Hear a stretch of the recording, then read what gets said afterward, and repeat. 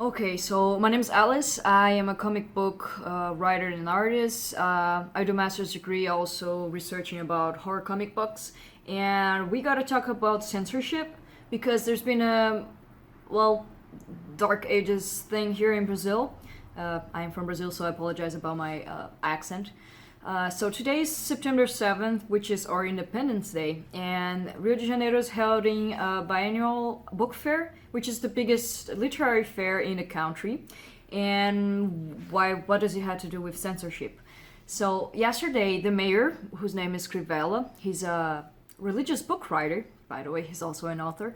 He said that in order to, quote, defend a family, books with LGBT content should be, well, basically banned and taken away. First, he said that the books, again, quote, books like this should be packed in plastic bags and sealed. So he was basically saying that if there's any sort of LGBT content at all, a kiss, a hug, that it's somehow erotic content, and protect the kids, don't let them see this. This is my dog, by the way.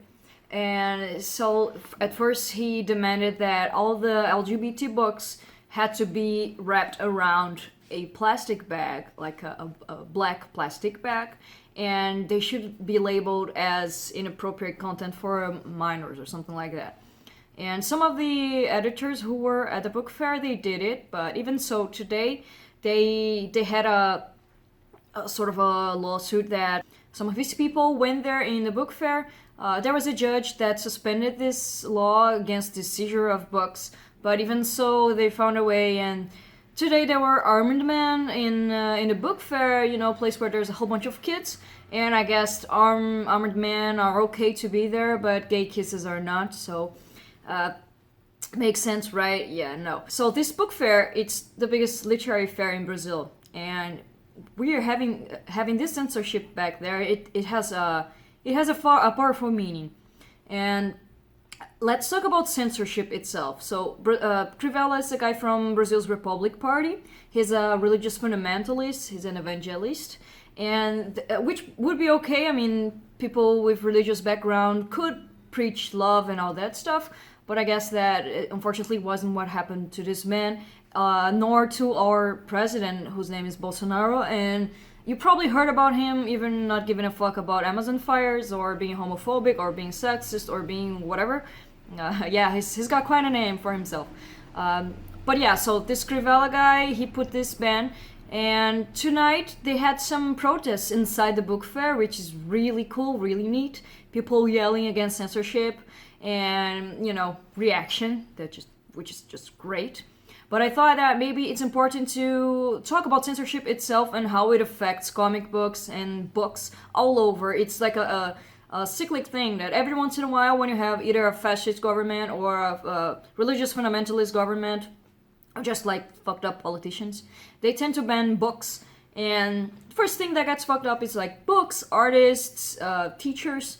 And this is not have been different here in Brazil. Actually, the fun thing is that it kind of started with Plato. I wouldn't say started, but so Plato, the guy who, he's a philosopher from basically 2,500 years ago, and he wrote a book called The Republic, which is very famous, and it's in fact a very important book for anyone to read, especially if you like philosophy and all that stuff, if you like studying about humans.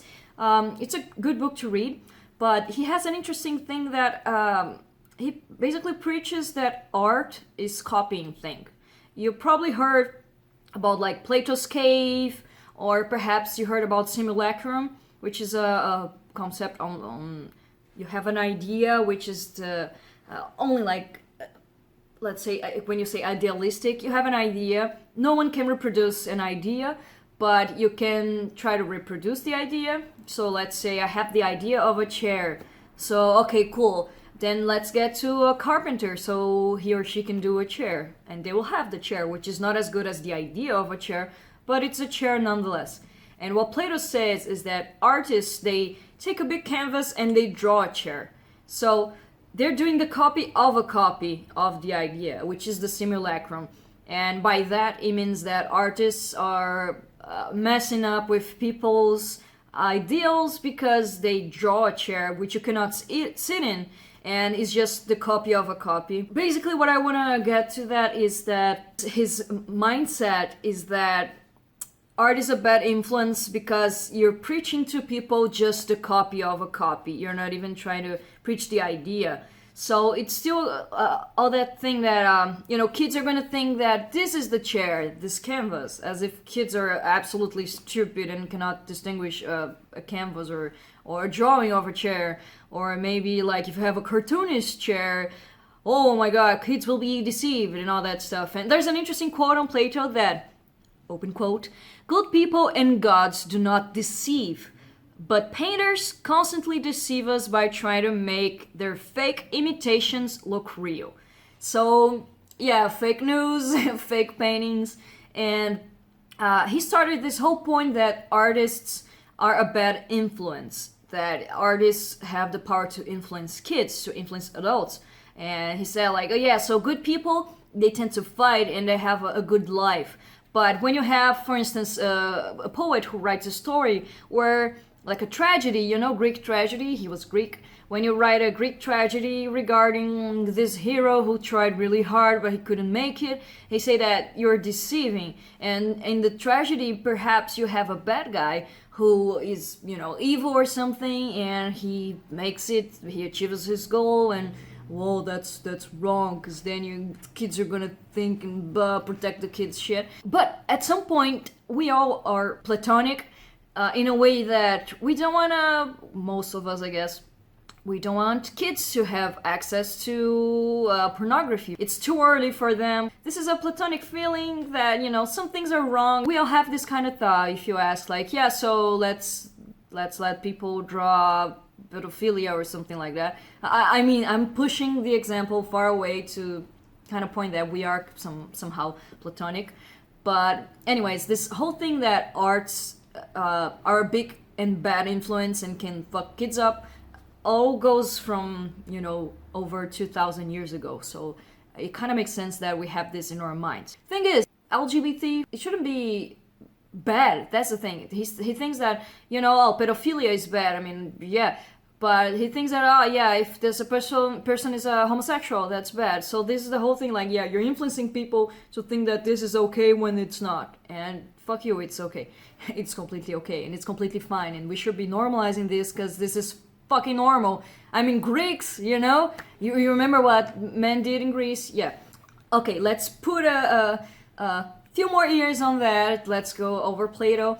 And, of course, we gotta mention Hitler. Yeah. Everyone's favorite person to hate. Yeah, Hitler, Adolf Hitler. So in the Nazi regime, even before World War II, there's, by the way, an interesting movie about that called Architecture of Doom. Kudos to my teacher, Alexandre Link, for showing us that. He said that there is good art and there's bad deprived art.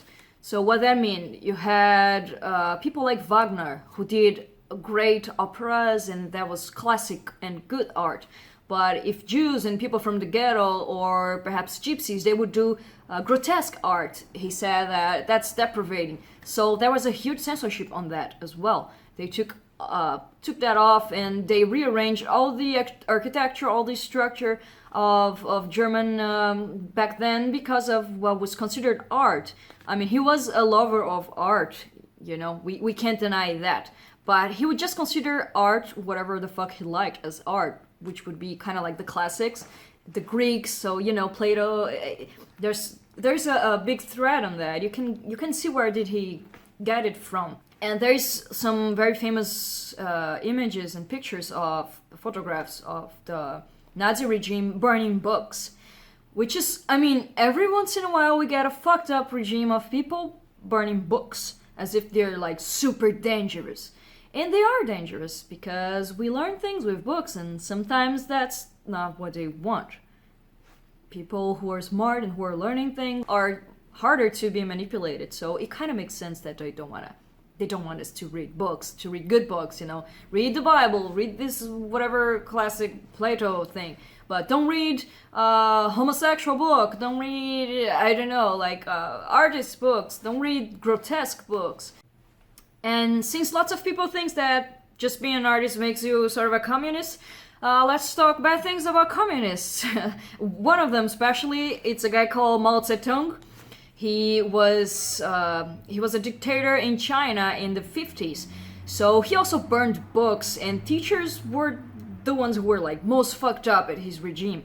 He had like a cultural revolution of some sort, and he banned a whole bunch of books, and kids had to learn all whatever the fuck he wanted them to learn. So this is something that it's very normal in any kind of dictatorship or fascism regime. It's not regarding this or that party, left or right wing or whatever. It's mostly people want kids to learn whatever the fuck they want them to learn, so they can be manipulated more easily. And if you have a big amount of books and you give them freedom, this can mean that they can think differently of your regime, which is mostly what they do not want. Okay, since we're in the 50s, let's talk about comic book censorship especially. So in the 50s, there was this psychiatrist called Friedrich Wertham. I guess if any of you guys had the chance to read about comic books history, about the Golden Age, the Silver Age, and all that, you heard about Wertham. Basically, he wrote a big research called Seduction of the Innocent, and he somehow said the same thing as Plato, that comic books are a bad influence to kids. He was the guy who started with this whole thing that Batman and Robin are a gay couple, and this was wrong. And the interesting thing is that he wouldn't just think about like LGBT themes being wrong. He said that love, like a love story, romance or something, was a real bad influence to kids, because then they would have an idealized version of whatever romance or love is when they read their comic books, and then they would go back to real life and think like, oh, okay, this is not like the comic books, so my head like bugged. And so I mean, it's not just regarding my puppy, she's really cute. It's not just regarding horror comic books, which was his main target, but regarding comic books at all. Since this was kind of a new media that was popular, every kid read comic books, hero comic books, romantic comic books, and all that thing. So he would say like, yeah, so this kid here that I interviewed in my clinic, he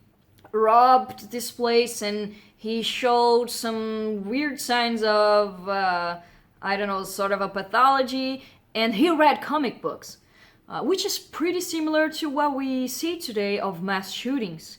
So we have basically weekly mass shootings in the United States, and that's horrible. That's real horrible.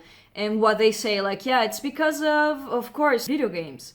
Every fucking kid plays video games. Everyone plays Fortnite or Minecraft or whatever. So you might as well say that, every kid that was a mass shooter drank Coca-Cola or whatever the fuck. They just put something that has no correlation and they use it to ban whatever the hell is in the media. And right now we're back to comic books, at least here in Brazil.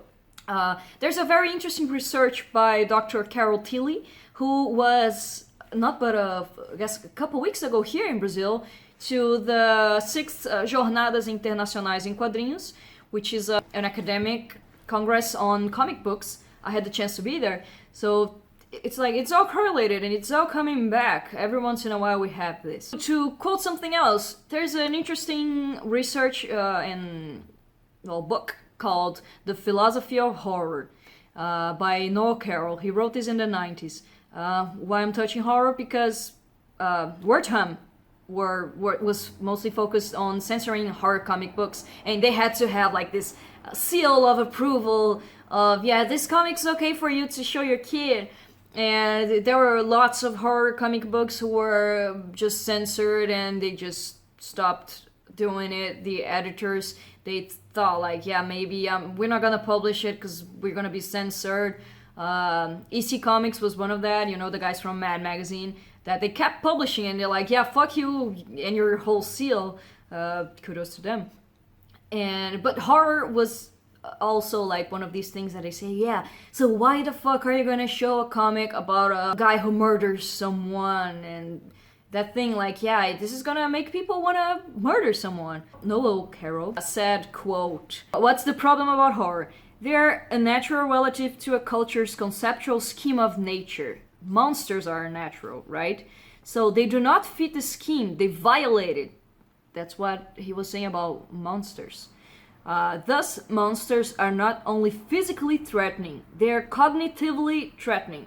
They are threats to the common knowledge. What the fuck does that mean?